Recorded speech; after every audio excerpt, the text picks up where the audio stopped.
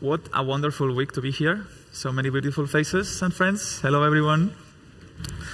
So today I'm going to speak about the Gnosis chain. And I want to do one question before. How many people knew, please be honest, that Gnosis had a chain? Raise your hands. Very good, very good. It's surprising how many people sometimes don't know this, but cool. So Gnosis chain, it's a wonderful project that I'm passionate about. I'm the fork coordinator and core dev lead. And today I'm going to focus on how can we improve the security of the chain, and especially the bridge, using this wonderful technology that has been coming from the L2 wall. So just some background. Gnosis started as XDAI, being a POA connected to Ethereum with a native bridge. We have added many more since then. And since December, we have done the merge. Very excited. Now we have a permissionless validator set. So the security of the native value is pretty good. But the security assumptions today for the value that comes from Ethereum still depend on multi-sig bridges. It's important to note that even if the permissionless set of the honest validators gets corrupted, because the bridge operators run independent software, they will still be protected. But if you corrupt the bridge operators, bad things can happen. So on the far end of the spectrum, the end game of rollups, like this is not what we have today, unfortunately. Most of them have multi-sigs and fast upgrade mechanisms, but let's imagine a happy future. That's what you get with rollups. You get a situation where even if everyone on the rollup side is corrupt, and you can only trust one single party exists somewhere in the planet assisting the bridge, you will always be able to get your money out no matter what.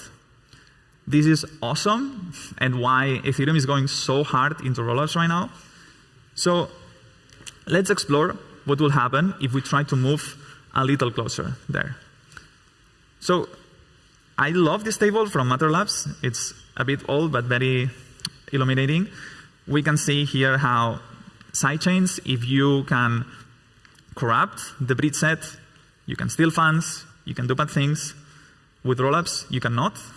With optimistic, you have this nasty withdraw delay, but something we can work with.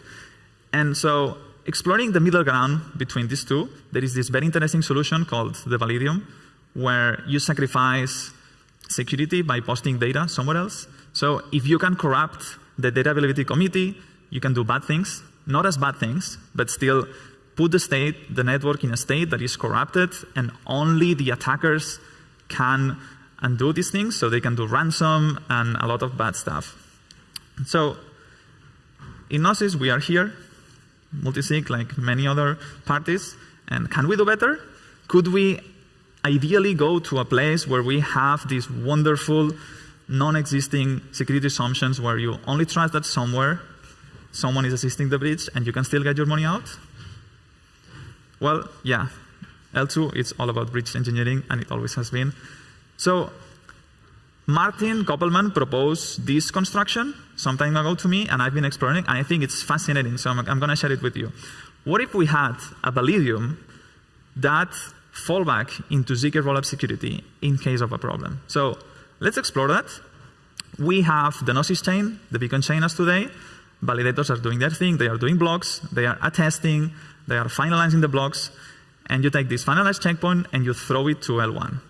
You have a consensus proof that shows that this is what 2/3 of the validator set agree is correct, and a validity proof that shows that the state transition was done properly.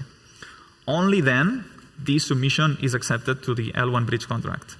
At that point, a challenger window opens, and someone can come and claim and dispute that this checkpoint attests to data that was not made available. If that happens, a dispute period opens, and the challenge can either fail if someone, say the validators, posts all of this data on-chain, proving to L1 that indeed this checkpoint was available, or the challenge succeeds with no one doing anything for the window, and then this checkpoint is reverted.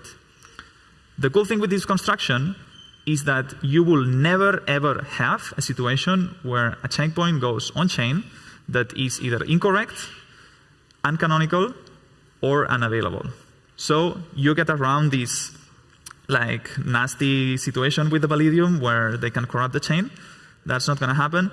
To the cost of two things: a dispute window, which affects UX significantly, and this assumption that someone will challenge. So this construction of optimistic availability in theory should not work. This is why Plasma failed at its time. So why is this specific challenge sound? First, I want you to explain why data availability is hard. The problem with data availability is that it's a non-uniquely attributable fault. And to explain why, let's go quickly with this famous example from Vitalik. So we have case one, where the proposer is malicious. It publishes data that is not available, so the challenger has to say, hey, not available. But then immediately after, the challenger, the proposer, goes and publishes the remaining data. That's case one. And case two, the publisher is honest, but the challenger is dishonest. And with fully available data, it also raises the alarm. The problem here is that for an observer, at time 3, you have no way of differentiating these two cases. And this matters because this observer is the breach. So you cannot go to the breach and say who of these two is the malicious party. So because you cannot attribute fault, this situation is not economically stable. If we had a case where the challenger had the expectation to make money out of a challenge, it could just challenge all the time, like there is no tomorrow and money pump. If it had the expectation of a stable economic, it could just post challenges all the time, forcing everyone into downloading all the data and having a bad network. It only works economically when the challenger loses. The problem here is that you need altruistic behavior. You need a challenger that wants to challenge for some reason, even though it is going to lose. So why in our construction, why the hell would the challenger lose money? Well, because in order for this challenge to be even possible, you need to have a submission of something that is unavailable and finalized. What means that not the whole, but 2/3 of the Gnosis beacon chain set got corrupted, malicious, or something really bad that is both very rare and something really worrying. So if that was to happen, there is a strong motivation for our challenger to come and save the chain, because we would do something like social slashing or some mechanism, some strong fork, in order to recover control of the fork. But this would be both a rare event and also time-bounded. So this is what makes the challenge stable. So now extending, like neo column. With this thing, the penalty is that yes, we have a withdrawal period, but we don't have a situation where if the chain gets corrupted, you can steal funds. So I think this is very interesting. We will explore it, but it's not only this. We can do so much more. Like starting from a multi-sig, we could throw a fraud prover. And now, even though we had a withdrawability delay, the operators could never steal funds, which is much, much better. If some team finally cracks the ZK EVM type 1 price, we could throw it there, and then we would have no withdrawability delay and the assurance that the bridge operators could not steal funds. With this, it would be even better, because we would have both a permissionless set, not pay data, and not have a situation where a malicious set could steal the funds. So to explore this idea further, and I'm stealing the questions from you, or you can just write this down and ask later, why does this whole thing need the consensus proof? Well, this is important because otherwise the challenge would not be a unique event. So the fact that it has to be finalized first reduces the possibility of having this delay. For the validity, let me see here. So for the validity proof, the corruptor could steal the funds. But here we would need then to have some fraud-proof construction. So then the system is not as good, but it also makes sense. So for the consensus proof, we could then opt out of having to prove the whole proof of stake system, because this is very, very difficult. Like putting the whole Beacon chain consensus, the Casper finality gadget, in a proof is proven to be very difficult. There are teams working on this. So we could have something first, like some smaller DIC. The problem is that having this intermediate layer would pretty much break the security guarantees that we want to have eventually, and it would mean that we have to rely on a permission set again. So this is something that we could have as a B1, and then as an end game, go for the full construction with the proof of stake circuit construction. Another question for L2 engineers is, okay, great, this is sidechain, but is the state actually derived from L1 or no? Well, in normal operations, no. The sidechain would work autonomously, and they would decide how to pack the blocks, because data is not meant to be posted on-chain, unless that there is active censorship. So to ensure that even if the validator set gets corrupted, they can exit, we would have some mechanism, like most rollups do, where there are force inclusion transactions that you can submit to the bridge contract, and if the bridge contract doesn't see these on the blocks that you post later, then some emergency mode would be activated, and that's what allows you to unwind all your positions and exit from the sidechain/rollup. So is the emergency mode recoverable? I would say no. We are researching if that could be possible, but I think in this construction it will not, because if we have to have a situation where the validator set got corrupted, it doesn't make sense to basically return power to them. So there has to be some intervention to change the consensus verifier circuit into accepting a new fork.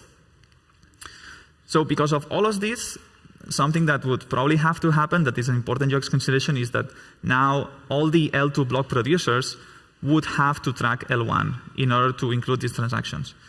I think we can optimize this away, but it's another thing to consider.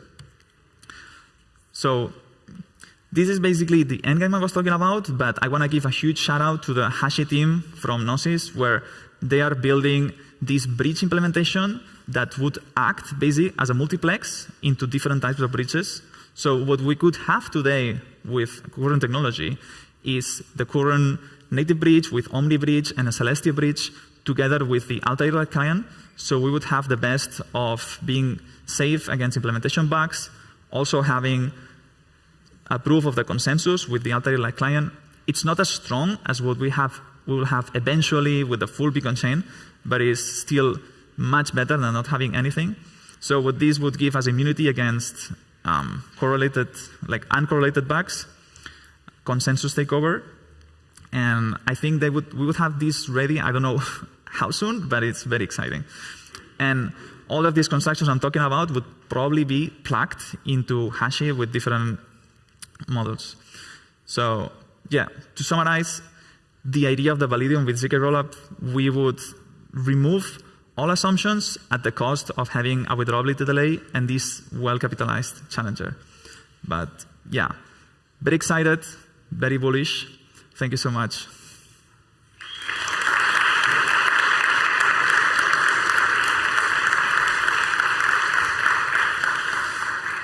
Question time. Anyone want to ask a question? It's over there. Just 1 second that they bring you the mic. Hi. I was just curious. The price of tracking L1 is like at least double, if not more, compared right Gnosis chain to Ethereum. Like, how are you going to convince the validator set that it's okay to increase their cost by 3x for maybe improvement? Like, what's the thought there? Yeah. So I think you're talking about this potential requirement that L2 block producers will have to track L1. Yeah, exactly. So really the requirement here is that the deposit transactions will have to be included in L1 blocks within some time frame. That would probably be like 12 to 24 hours. So something we could do at the start is make sure that there is some entities that commit to include these transactions, and as long as someone does it, then we are good. So not everyone needs to, just some, or? So everyone doing it gives you the maximum security assurance, because if no one is doing it, then the chain/rollup will fall into emergency mode and basically kill liveness. So you want to make sure that that doesn't happen unless there is an accident. But you can try to have like maybe a happy mode where if these parties are doing it, then no one else has to do it. But there is still some mechanism that people will just step in and include these transactions if no one else is doing it. Awesome. Thank you. Sure. Any other questions?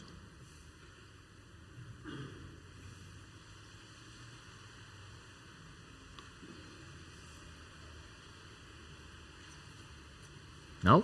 No questions? Now is the chance, eh? No? Okay, well, thank you for coming, and thank you.